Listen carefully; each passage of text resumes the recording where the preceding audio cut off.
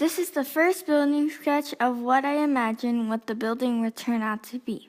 I decided it should be long and wide, because if so, the building would be stabilized. Displayed here is the foundation of my building, which Sarahmae and I built on the first day of building.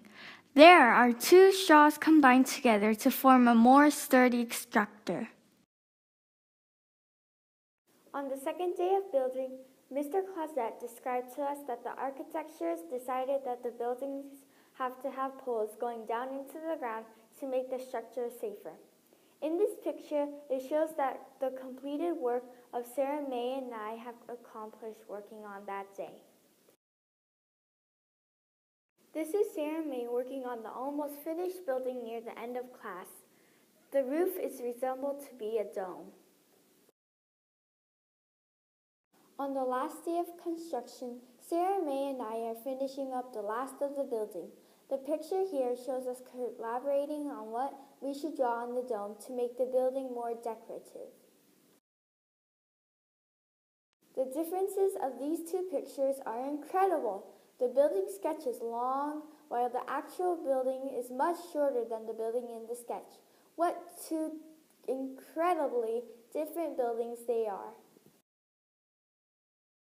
This building being built by just straws, tape, and construction paper, I was impressed that this building can hold up 4 sandbags, 2 sandbags on each floor, even if it's just the static testing. The weight of that the building can carry was more than I expected. Strengthening the building was a bit tricky, as you see in this picture, because the straws were just out of reach from the first floor to the second floor. To fix that problem, we had to cut the straws just right to attach the first floor to the second floor.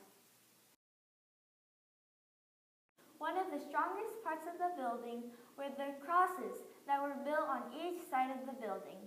I believe so because when going across each other, the straw strengthens.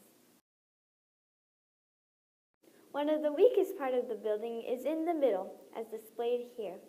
I strongly believe that this is the weakest part of the building because if put a lot of weight, the straw would bend, which will cause the floor to be unstable.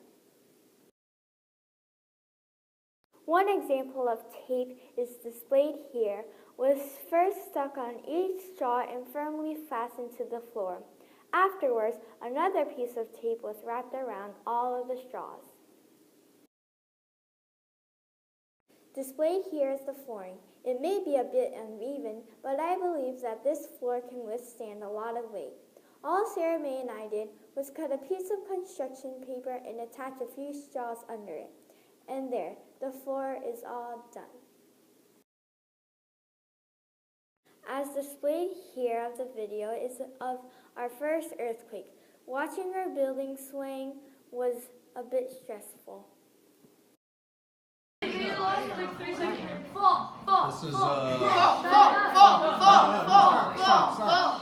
This is light. Shown here is the last and final round before the tower collapses.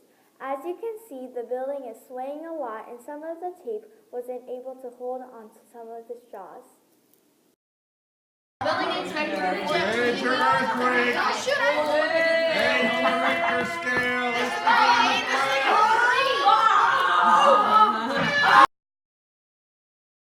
The labels x-axis, y-axis, and z-axis are shown on the side.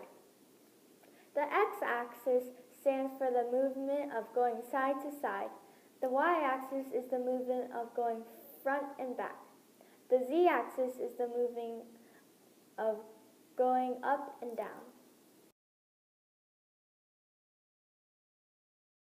My name is Mia Jo, and recently I did a project with my partner Sarahmae, which was building a building which was strong enough to undertake an earthquake. Our building supported 14 sandbags and fell on 16, which I think was pretty good, considering it was built by straws and tape. I think the building failed on the crosses because the tape fell off on the part which was connected to the building. If I would have changed things for my building, I would have taped my X's better, and I would have put more support on both floors since they weren't supported as much as needed. Making this earthquake-proof building, I learned that the crosses are very important for the making of the building. The best part of building was having fun with Sarahmae while focusing on building and working hard. Thank you. Hi, I'm Sarahmae Tui, and I'm going to talk to you about a project I recently did with my partner Mia Jo. We made buildings that would support sandbags during an earthquake. It was really fun.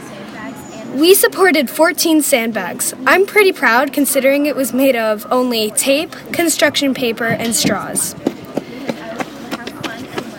I learned that you need a lot more support than you would ever think you would, and it takes longer than you would think. Our building collapsed on the first floor. It collapsed because there wasn't enough structure on the first floor, and the pressure from the second floor and the first floor sandbags was too much for it to handle. My favorite part of this was working with my partner Mia Jo.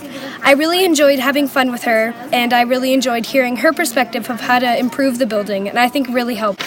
Changes I could have made is to more support on the first floor and to tape things better, because their tape fell off in the X's, and that's kind of what started to make it collapse. Overall, I think the project was really fun, and I'm happy I did it.